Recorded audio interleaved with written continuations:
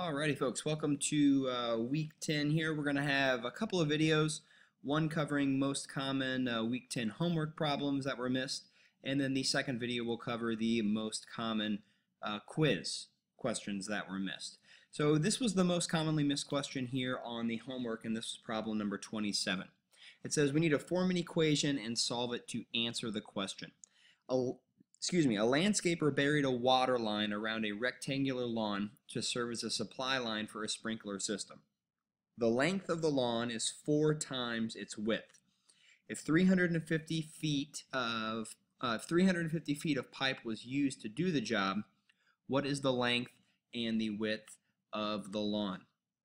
Alright, so as I've been saying all along, guys, anytime that you're going through a word problem, you always want to find the question in the word problem. What is it that this problem is asking of us? And it's more than likely going to come at the end, not always, but we can see right here. What is the length and width of the lawn? So that's what we need to find. We need to solve for the length and the width of the lawn. So I've provided us with a couple of things here on our whiteboard, which we'll see in just a second. Alright, so here is the lawn. Not drawn very well. Alright, but it's just a rectangular lawn. It has some length and some width. We don't know what those are, right? We need to solve for them. That's why we're using variables in this case. Alright, we're just going to call the length L, and we're going to call the width W. Alright, what we do know, however, is that it's going to take 350 feet of pipe to do this job. Now remember that we are going to bury a water line around this entire rectangle. So we need to think about, what is that? What is the length all the way around a geometric figure? Well, that's just the perimeter.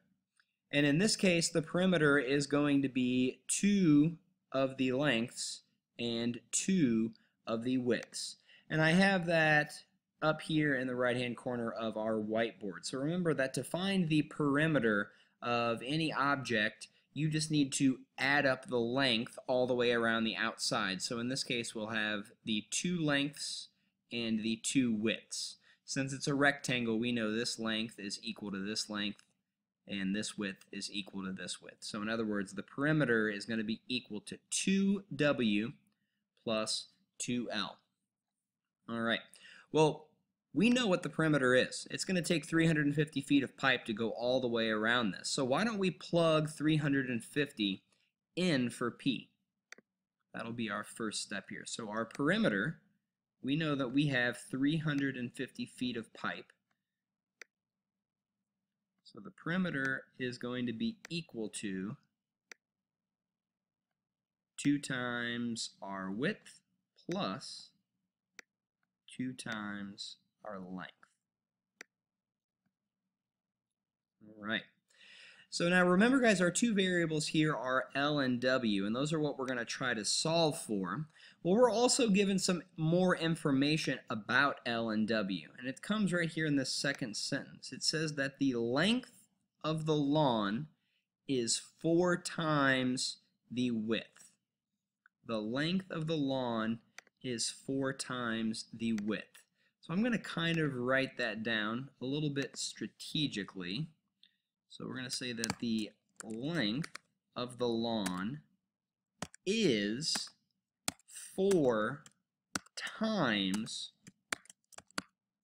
the width. So the length of the lawn is 4 times the width. Now, instead of using these entire words, we can kind of condense these by just using the letters or the variables that we already have set up here. So we can write that the length L of our lawn is equal to, right? Is an equal to sign, 4 times the width, W. Okay. So what you'll see here, guys, is that we've now set up 2 equations. We have this perimeter equation up here, and we also have this equation down here relating our length and our width. And you'll notice that these 2 equations involve the same variables. That's really good news. All right, because we can use one of our equations, specifically the one that we just wrote out, to plug in to our original equation. All right, so notice in this second equation down here, our equation relating length and width, notice that L is all by itself. In other words, we know what L is equal to. L is equal to 4W. So we can plug this value of L into the value of L that we see here in our other equation. So that's what we're going to go ahead and do next. So let's plug this value of L into this other equation. So we're going to rewrite this whole equation plugging in L. So here we go, rewriting that top equation. We have 350 equals 2W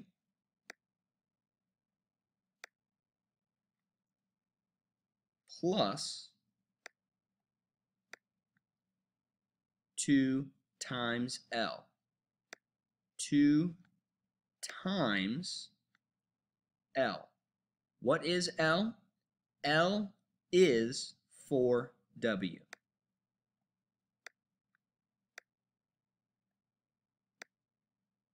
All right, so there we go.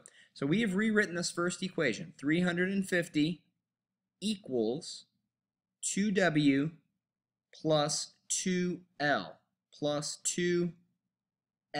L is 4W. All right, so this is known as substitution. We are simply substituting this value, 4W, in for L, because we know that 4W is L. 4W is equal to L.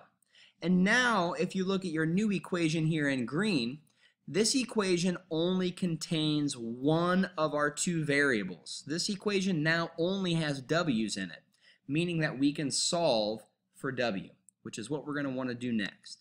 So let's go ahead and do that. So we'll have 350 is equal to 2W plus 2 times 4W, that would be 8W. All right, over on the right-hand side, notice that we have some like terms. We can combine those like terms. So we have 350 equals 2W plus 8W. 2 plus 8 now gives us 10 W's. Okay, and finally, our last step then is going to actually be to solve for W. Remember, to solve for a variable means to isolate it, to get it all by itself. So this W is currently connected to this 10 through multiplication. So to undo that multiplication by 10, we need to divide by 10. And whatever we do to one side, you must do to the other in order to maintain your equivalence, right? We need to maintain this equal sign. So 350 divided by 10, that is just 35, equals, and 10 times W, the multiplication by 10 and the division by 10 cancel each other out. So all we're left with here is W. All right, so we know that the width of this lawn is 35. All right, excuse me, do we have any units here? We do, feet. It's 35 feet. All right, so we know the width of our lawn is 35 feet. So now, what we can do is we can use either of these two original equations and substitute this value of W that we have now solved for in order to solve for our other variable, which is the length, or in this case, L. Okay, so it looks to me like this equation will be a little bit easier to work with. So what we're going to do now is we are going to make another substitution. We are going to take this value of W that we just solved for, and we are going to plug it into this second equation where we find W. All right, so let's go ahead and rewrite this second equation, substituting in this new value for W that we just solved for. So rewriting our equation, we have L is equal to 4 times W. 4 times W. What is W? W is 35. All right, so let's go ahead and see what 4 times 35 is. 4 times 35. And we get 140. So L, or the length of the lawn, is 140. And remember, we saw that our units here are feet. All right, I should have feet over there as well. Okay, so that was kind of a long problem, guys, but it's definitely a good problem to see and go through. This problem here should hopefully help you guys out with problems number 25 and 29 as well. Remember, the key to every word problem is to first figure out what is it that I'm trying to solve for. In this case, we needed to find the length and the width of the lawn, and that will help you create your variables. Once you've created your variables, then you can create your equations, and once you've created your equations, then you can substitute and solve. All right, so the next problem we're going to look at here, guys, is problem number 5. So in problem number 5, it says to evaluate the expression for x equals 4, y equals -3, and z equals -5. And then we're given the following expression. We have negative 3z squared minus x divided by 3x minus y squared. All right. So although it seems very, very different than the last problem that we just looked at, we are going to use a similar method to find our solution here, to evaluate this expression. All right, what we're going to do is we're going to take these values that we have been given and we are going to substitute them into our expression. All right, so what I did up here is I just wrote the original expression. All right, and then I substituted in all of our values in for z, x, and y.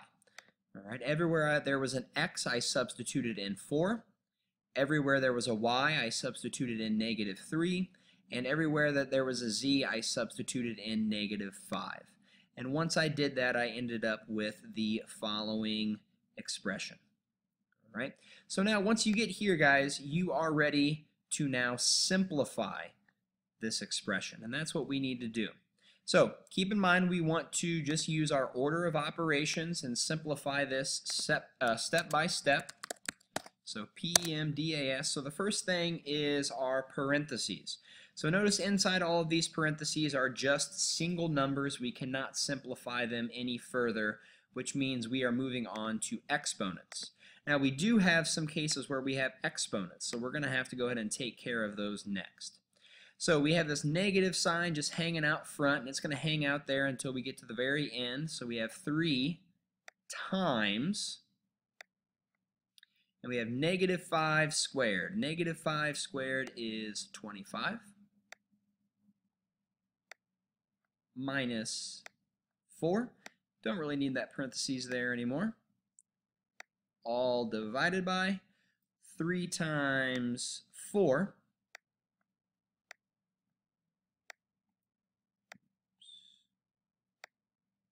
Minus -3 squared. -3 squared is 9.